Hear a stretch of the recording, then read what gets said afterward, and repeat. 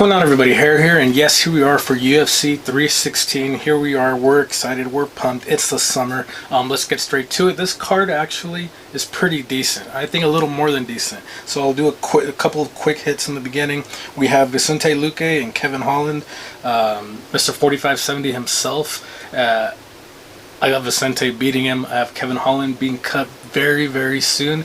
He's entertaining, but he's been in a quote-unquote heel run since he's been on the Jackson podcast, and he did have a victory. He had a loss shortly after that, but I don't expect him being in the UFC that much longer. He was saying that he doesn't care about titles and all this stuff, so I just don't see him continuing, especially if he loses. But so I have Vicente Luque winning. Next we have Johnny Walker against Azamat Murzakanov. I'm sure I said that wrong. He's undefeated. He's a prospect. Johnny Walker, again, great. He had a great interview on the Jackson podcast. Kind of chinny too. You know, he's been knocked out a few times, and I kind of think they're feeding him to Azamat. And again, Johnny Walker's a great dude, but I think Azamat's going to get him. He's going to continue his undefeated streak and move on in this in the heavyweight division, and see who can keep, fighting with him, who they can keep possibly feeding him, and so on and so forth. But it would be a big win for Johnny Walker, as he's been in a little bit of a limbo stage, and he does have a name, and this would be a big win for him beating an undefeated guy. So we'll go ahead and move on to the next one. Next one is Mario Batista against Marlon Chito Vera. Chito Vera's been there, done that. Feels like not that long ago he was fighting for the title and with the title, but just the UFC, a lot of times fighters age like milk, and unless you're the 1%er of 1%ers, it just doesn't always end great. Again, they kind of age like milk. Mario Batista is no joke. I expect Mario to kind of light him up if I'm not stepping over the line too much. I expect Mario Batista to beat him, light him up a little bit, and I think he'll have a TKO in the second or third round. Just what I got going on. Next we have let's go to we'll do that. Kevin Gastelum, Joe Pyfer. I got Kevin Gastelum. He's in a limbo stage too, former champ. Hasn't been the same last few years, but I think he will take this victory.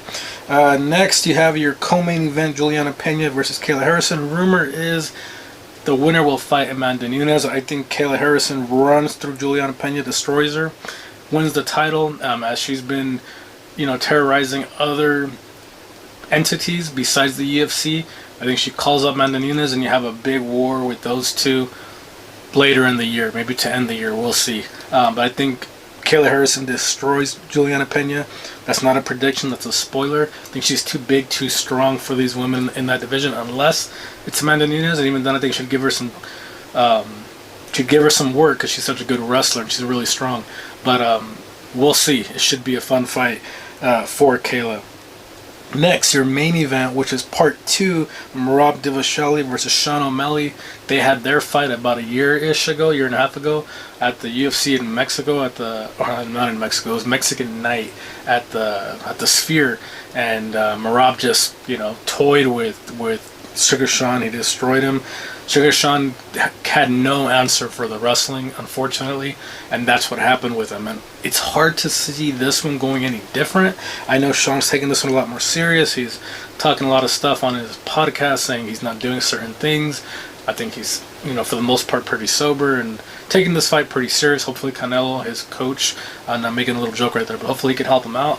And I do actually hope Sugar Sean wins. I like him. I think he's great for the sport. He's has a hell of an attitude and a pizzazz about him. Has good aura.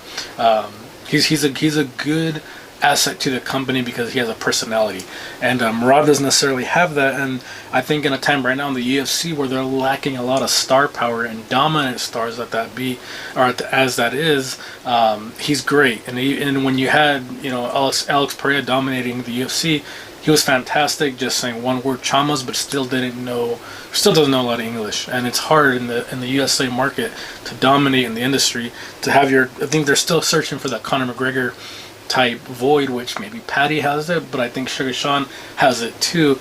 He's only going to have it if he wins the title, and hopefully he can win in this fight to have the belt and build up his aura again, because UFC is in desperate need of stars right now. We'll see. It should be a really fun card. Again, we're in the summer. It's hot. We're excited. Fights galore. We are just waiting for the next big one. This should be a good one. Don't forget, order it. This is the